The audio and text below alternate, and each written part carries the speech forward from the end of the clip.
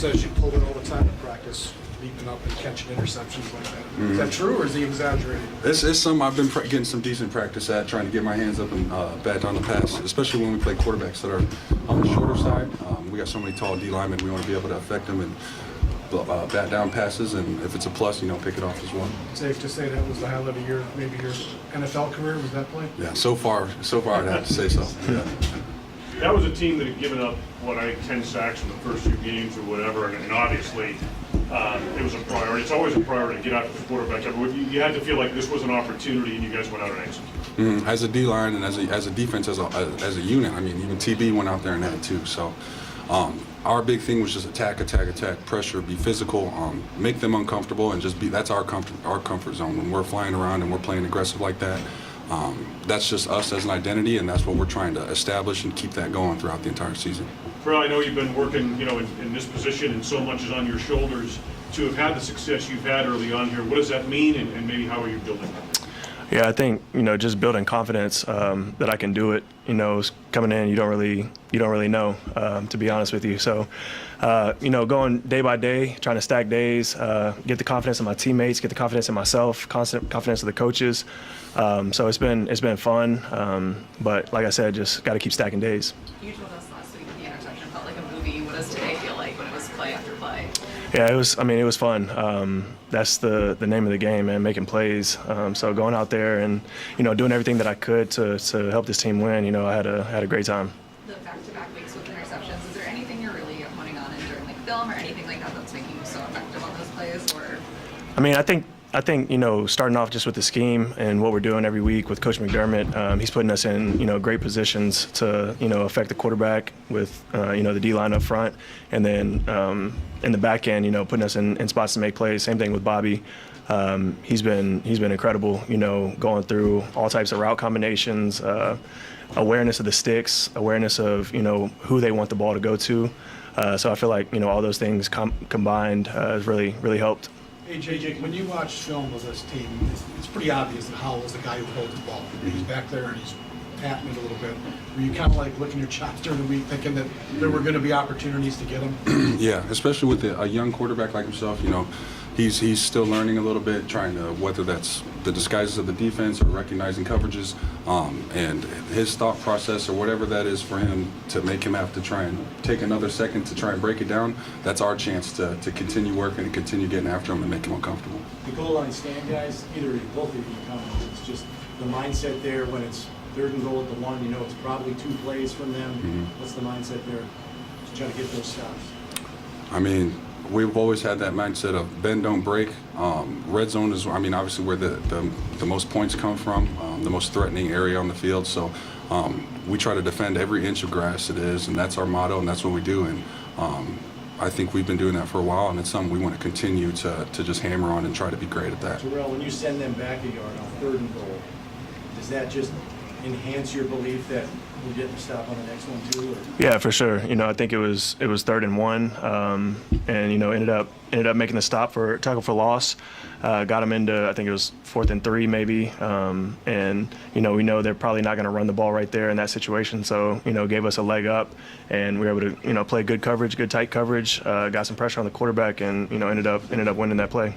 Maybe similarly, you guys had consecutive sacks a lot throughout the game. For either of you, just kind of what was going on momentum-wise, where it was back-to-back sacks so often? Yeah, I think the energy, I felt like it was contagious out there. And, when you see somebody else make a play, that makes you, kind of get that feeling inside and know that somebody else is about to be next. So that's kind of, what we preach all week is, he makes a play, I'm going to make a play. And then, kind of going back and forth and having a good time out there. I think what Jordan Poyer said, he was feeding off your energy. Just, having a game like this, what does it mean to know that, veteran guys on this team are looking to you for that? Yeah, it builds confidence for sure. That's the position I'm in, and what I have to do and who I have to be every week. So trying to just build on that and stack days. Terrell, the other red zone trip for Davies gets the interception on the 1 yard line, kind of the end zone or whatever. What did you see on that play, and how good does it see Drew Davies continue to build on it? Yeah, it was a huge play in the game. Trey's been balling all camp, all OTAs, even the last couple weeks. So to see him make that play, everybody's excited for him, and kind of get everybody's confidence, keep going. But yeah, like I said, I mean, it was a huge game-changing play right there for sure. AJ, can you talk about your teammate there and the start that he got you guys, or helped you guys get off on? Because a lot of the feeding comes off of. Oh, I mean, others. when it, The first quarter that he had, Yeah. can you put that into perspective? I mean, you should see how this man started. Before he takes the field, you see him and Jordan Poyer.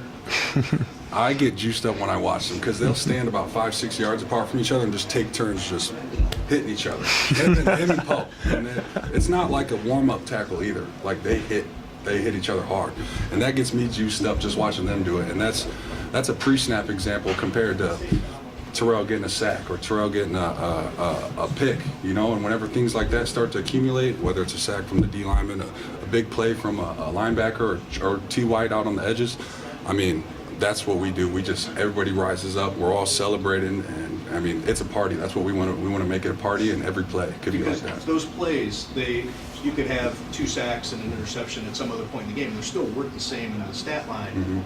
But if they come later in the game as opposed to earlier, how did that vault you guys, or how did you? Is there? I don't even know if there's a question in there. I mean, our philosophy, you know, is start fast, but whenever big plays come, they come and they hit, and I mean, timing is everything, and so it's always about being on your job to prevent big plays and on your job to create big plays at the same time. Terrell, I know you're working hard to be in the right position, but does it just feel like right now the ball is seemingly finding you, whether it's the fumble recovery or one thing or another? Are you just like, here's the ball again? I think so. I mean, obviously, you know, working to put yourself in the right position and be around the ball as much as possible. You know, energy and effort. One of the things we talked about this week, especially with Coach McDermott and then with Bobby. And you know, like I said, if you're flying around, you know, eventually the ball finds you. Was there anything that Sam was doing with his eyes that kind of allowed you guys to defend so many passes and kind of jump passing and stuff like that? Yeah, it was something that we had worked on throughout the week. You know, we knew he's going to his target right now. So in some of our zone coverages, you know, guys were getting good breaks and taking their shot and, you know, trying to create turnovers. So I think, you know, throughout the week, coaches pointing that out to us watching tape by ourselves, is something that we saw that, you know, we could try to take advantage of. Terrell, do you think the disguising the coverage was key against Howell today? Yeah, I think so. You know, really it starts with the guys in the back with, you know, Poe and Micah. Those 2 guys, obviously, you know, really good veteran players. They know what they're doing. They know the defense really well, and they know, you know, what the quarterback is seeing.